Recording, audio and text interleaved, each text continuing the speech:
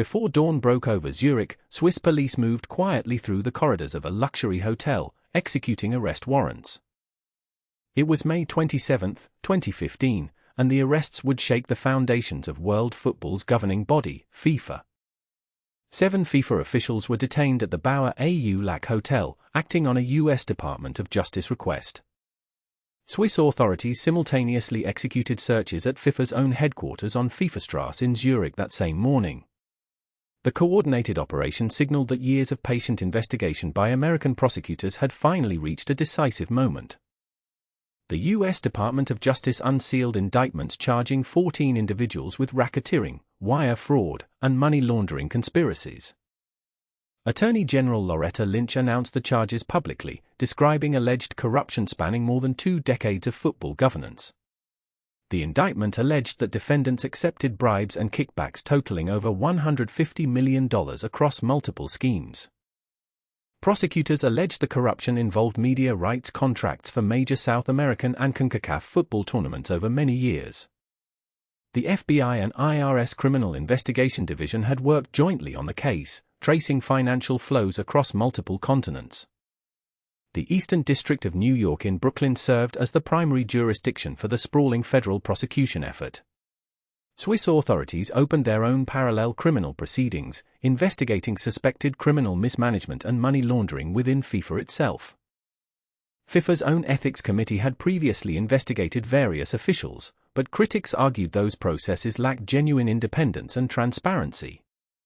The scale of the alleged corruption network stretched from North America through South America, the Caribbean, and into European football structures. Several of the initially charged individuals were current or former members of FIFA's powerful executive committee, the body governing world football. CONCACAF, the confederation governing football in North America, Central America, and the Caribbean, was heavily implicated in the alleged schemes. CONMEBOL, South American football's governing body, also featured prominently in the alleged bribery schemes described in the charging documents. The Copa America and Copa Libertadores tournaments were among the competitions whose media rights allegedly formed part of the corrupt schemes.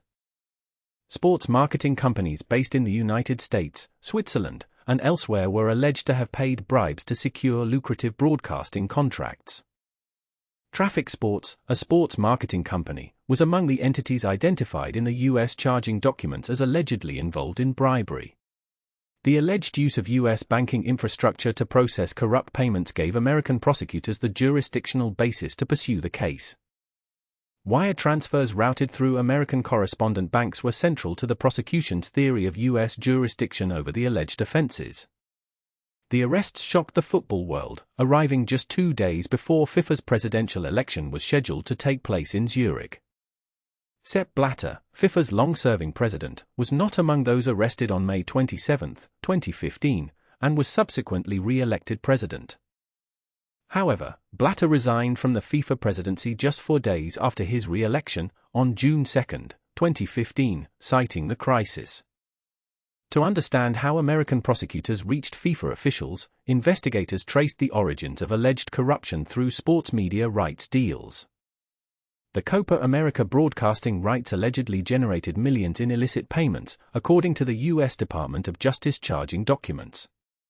Prosecutors alleged that sports marketing executives paid bribes to football officials in exchange for exclusive media rights contracts worth hundreds of millions. The alleged scheme involved creating shell companies and offshore bank accounts to disguise the movement of bribe payments across borders. The Cayman Islands, the British Virgin Islands, and other offshore jurisdictions appeared in the charging documents as locations of relevant accounts. Prosecutors alleged that some payments were structured to avoid detection, passing through multiple intermediary accounts before reaching intended recipients. The alleged corruption was not limited to a single tournament cycle but reportedly spanned contracts awarded across multiple decades of football governance.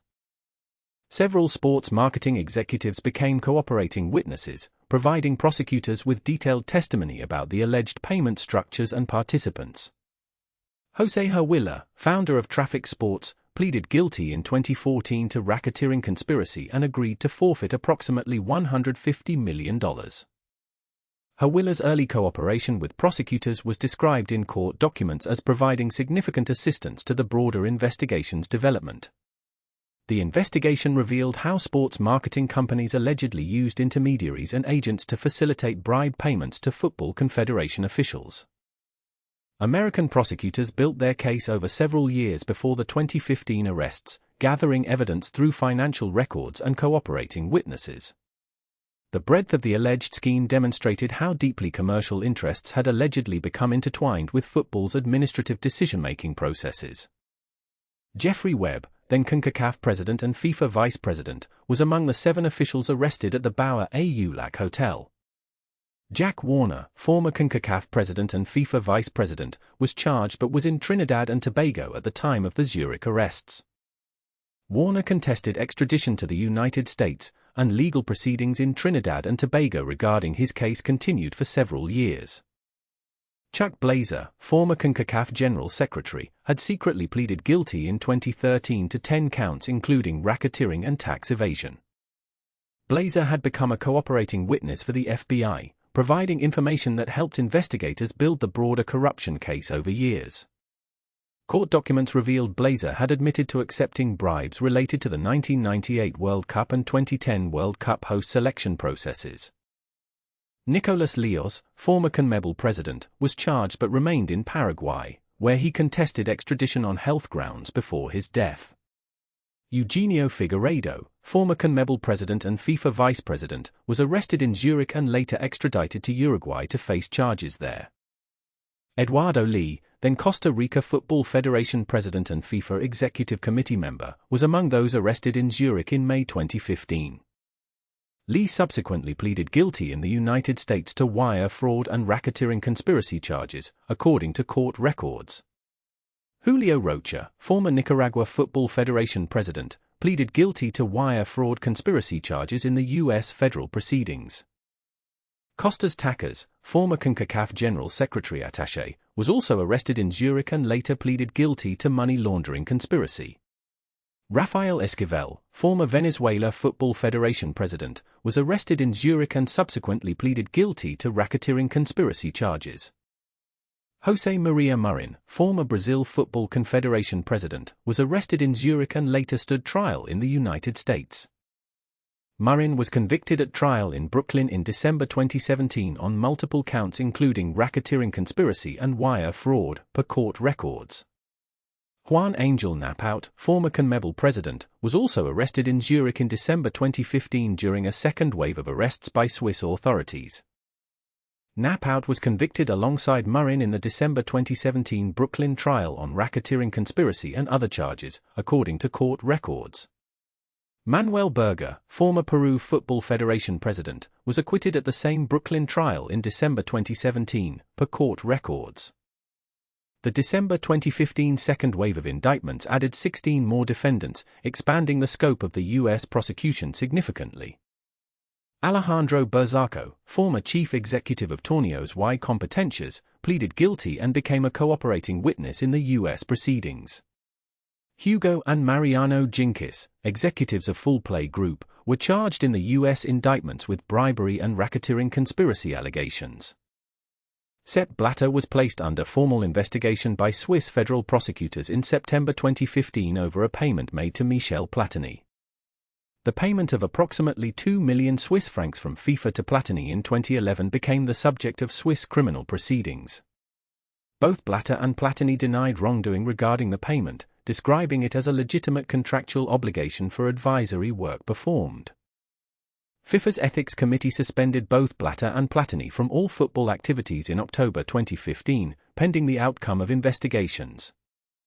In December 2015, FIFA's Ethics Committee banned Blatter from football for 8 years, later reduced to 6 years on appeal. Michel Platini received an 8-year ban from football by FIFA's Ethics Committee in December 2015, later reduced to 4 years on appeal. Platini's ban effectively ended his candidacy for the FIFA presidency, removing a leading contender from the 2016 election process.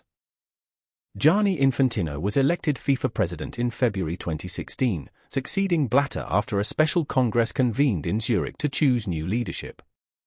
Infantino campaigned on a platform of reform and transparency, promising to restore FIFA's credibility following the corruption crisis. FIFA adopted a new governance reform package in 2016, including term limits for officials and enhanced financial disclosure requirements. The reforms separated the roles of FIFA President and General Secretary, aiming to distribute institutional power more broadly across the organization. Critics argued that the reforms, while meaningful on paper, did not fundamentally alter the power dynamics within FIFA's governance structure. The Swiss federal criminal proceedings against Blatter and others continued for several years, with the case progressing slowly through the Swiss legal system. In July 2022, a Swiss federal criminal court acquitted Blatter and Platini of fraud charges related to the 2 million franc payment. Swiss prosecutors appealed the acquittals, and the case was referred back for further proceedings, according to Swiss legal records. Jeffrey Webb pleaded guilty in the United States in 2015 to racketeering conspiracy and other charges, cooperating with prosecutors thereafter. Webb's sentencing was repeatedly delayed as he continued cooperating with the ongoing U.S. federal investigation into football corruption. Diane Warner, son of Jack Warner, pleaded guilty in the United States to money laundering and other charges, cooperating with investigators. Darrell Warner, another son of Jack Warner, also pleaded guilty to wire fraud conspiracy charges in the U.S. federal proceedings. The prosecution of Aaron Davidson, former president of Traffic Sports USA, resulted in a guilty plea to racketeering conspiracy charges. By 2020, the U.S. Department of Justice had secured guilty pleas or convictions from more than 20 individuals in the FIFA-related prosecutions. Several corporate entities, including sports marketing companies, entered into guilty pleas or deferred prosecution agreements with U.S. authorities. The investigation prompted national football federations across South America and the Caribbean to review their own governance and financial practices. CONMEBOL underwent significant leadership changes following the indictments, with new officials pledging transparency and institutional reform. CONCACAF also undertook governance reforms, commissioning independent reviews of its financial practices and administrative procedures. The Court of Arbitration for Sport heard multiple appeals from sanctioned officials, issuing rulings that modified some of the original FIFA bans. The 2015 FIFA corruption case fundamentally altered how the world perceived football's governing institutions and their accountability to the sport. Dozens of individuals faced legal consequences, with many pleading guilty and others contesting charges through lengthy judicial processes across multiple countries. The case demonstrated that U.S. prosecutors could assert jurisdiction over international corruption when American financial systems were allegedly used. FIFA's institutional credibility suffered lasting damage, with sponsors and broadcasters publicly expressing concern about the organization's governance standards. The reforms introduced under Infantino's leadership were welcomed by some observers but questioned by others as insufficient structural change. Transparency International and other governance watchdogs continued monitoring FIFA's reform implementation, publishing assessments of progress and remaining gaps. The case raised enduring questions about whether football's commercial growth had outpaced the development of adequate ethical oversight mechanisms. National football federations in affected regions faced pressure from their own governments and FIFA to demonstrate improved governance and financial accountability. The investigation's reliance on cooperating witnesses highlighted how insider testimony became essential to prosecuting complex international corruption cases. Several defendants who pleaded guilty received reduced sentences in recognition of their substantial cooperation with the ongoing federal investigation. The case remained active years after the initial 2015 arrests, with new charges, appeals, and legal proceedings continuing well into the 2020s. Football fans worldwide grappled with the revelations, questioning whether the sport they loved had been administered with integrity at its highest levels. The players on the pitch, the supporters in the stands, and the grassroots game remained largely separate from the institutional corruption alleged. The Zurich Dawn raids of May 27, 2015 became a defining moment in football history, exposing institutional vulnerabilities that demanded serious reckoning.